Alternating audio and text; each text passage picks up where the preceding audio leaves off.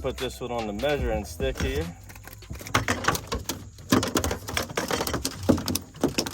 Listen to that little rascal croak.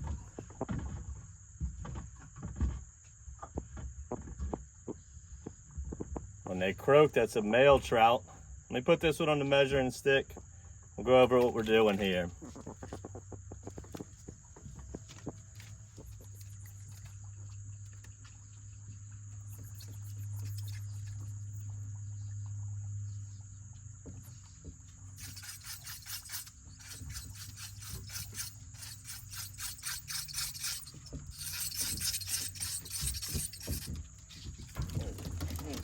Keeper. Y'all excuse my little squeaky reel.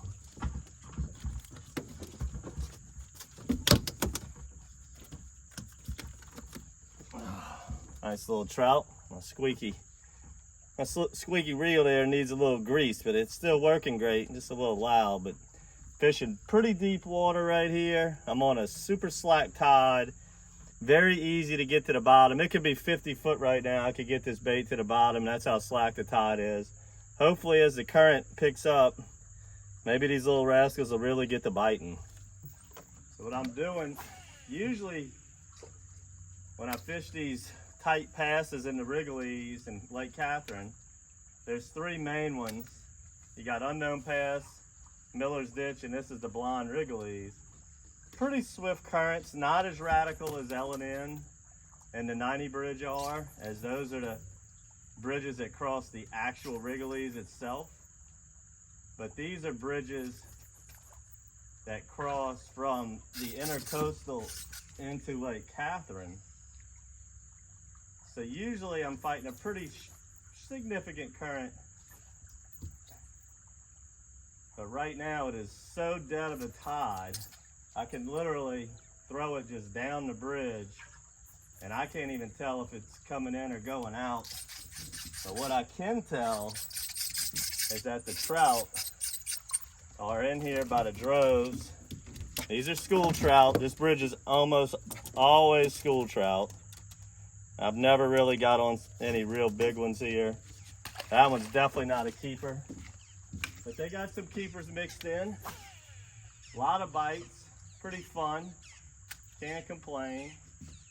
I'm throwing the green Hornet Matrix. That one didn't even let it nowhere near the bottom.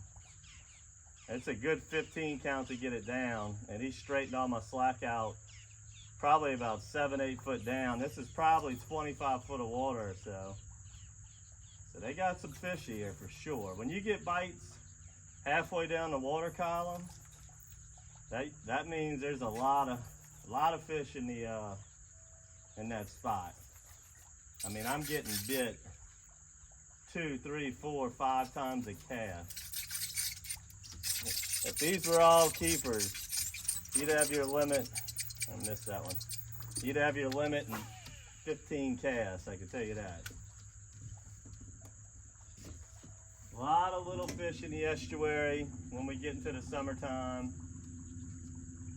That's why we usually spend a lot of time sight fishing reds.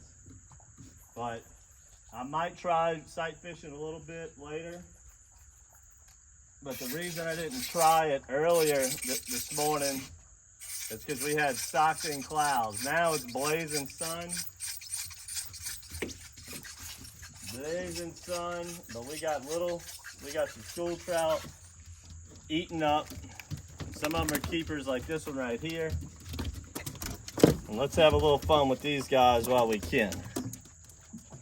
No boats around. Beautiful, slick, calm morning. That green Hornet's doing work.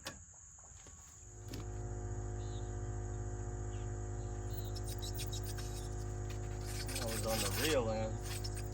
On the reel end. I have to put the measuring stick on this one. I mean, there is millions and millions of them down there. He knocked the tail off my green Hornet.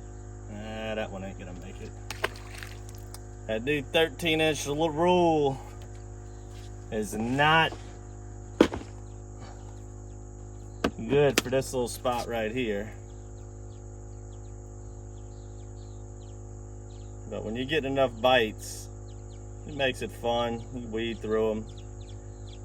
You thread a matrix on. Most people know this, but just in case you don't,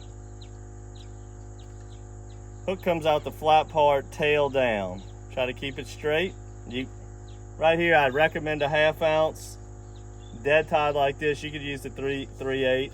But let me just show you what I'm doing. I'm just throwing it down the bridge. Normally, I would be throwing it into the current, whichever way it's going, working the lure back with the current. But since the current's totally dead right now, I'm kind of throwing down the bridge and just coming down, you know, alongside of it, keeping it in the strike zone, kind of close to the bridge pilings for a long period of time. Pretty much the whole time. About a 15 count to get it down to the bottom.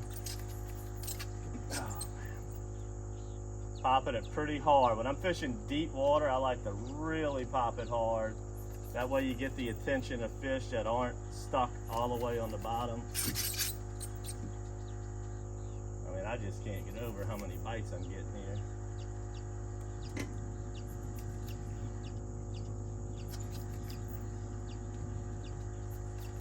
Every cast is multiple bites, not just one.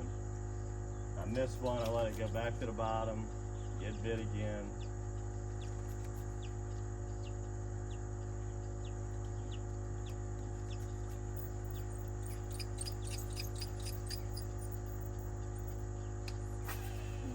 Throw it down the bridge again here.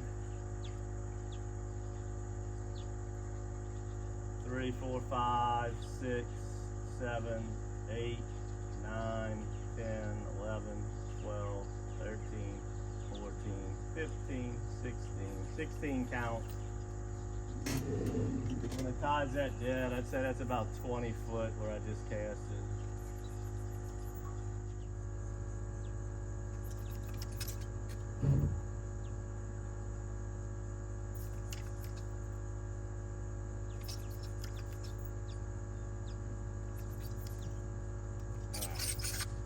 Hopefully this ain't foul hook.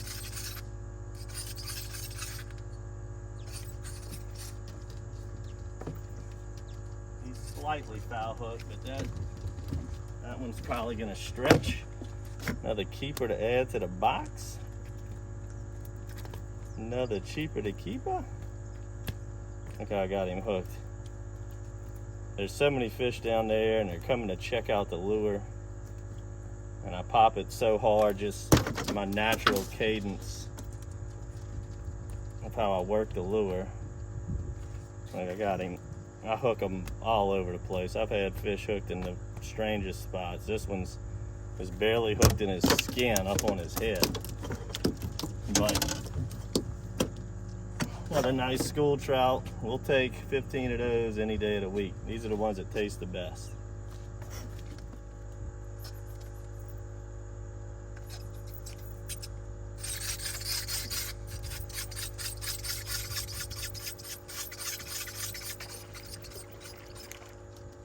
Another little squeaker. I mean, that's a baby. While we're in this tide change, let's go ahead and pick up, run the L and N. The fish are tremendously bigger there. A lot harder to fish, a lot more inconsistent. You're definitely not going to be getting 5 bites a cast like we are here. But while we're in a good, time of the day to fish it with the tide change, I love L and N and the 90 bridge when the tide's changing. And the L and N's right around the corner. Let's go run over there, check it out, and then even when the tide picks up here, we can still usually hold the bottom, and they might even start biting better, maybe get some bigger fish, but definitely a ton of fish right here right now. Great to see. Let's make a quick little move. We can come right back if we need to. And it's just right around the corner.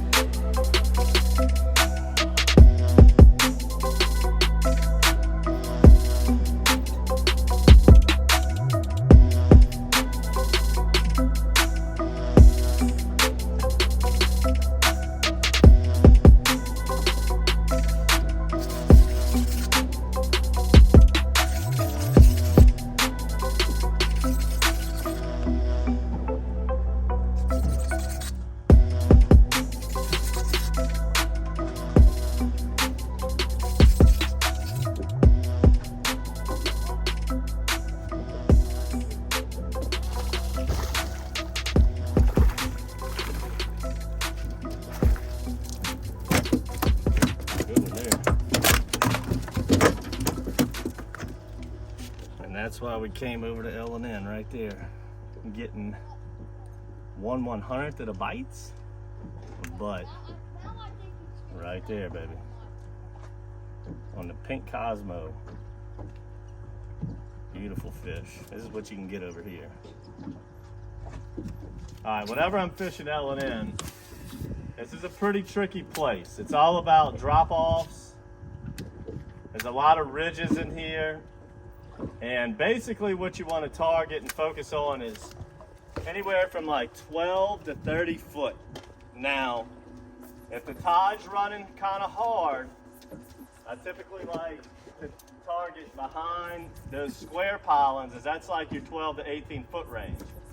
This first concrete cylinder is pretty much your barometer. This is like your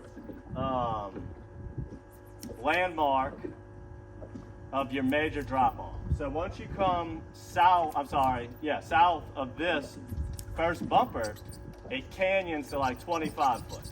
So this is like the sweet spot when you catch that nice falling tide early in the morning.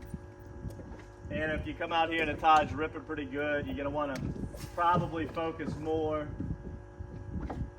behind those, because you gotta get this bait to the bottom.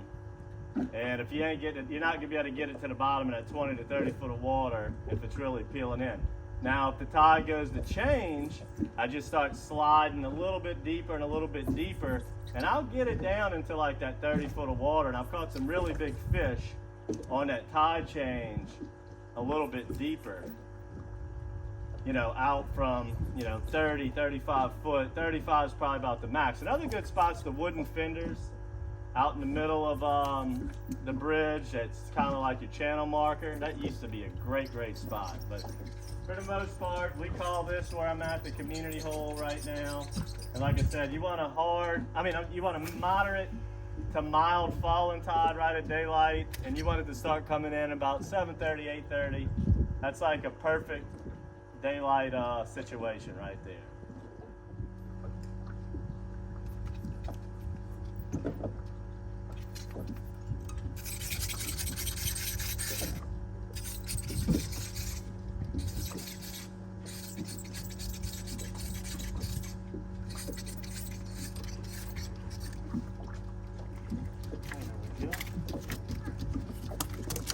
Alright guys, we're going to go ahead and end it on this one right here.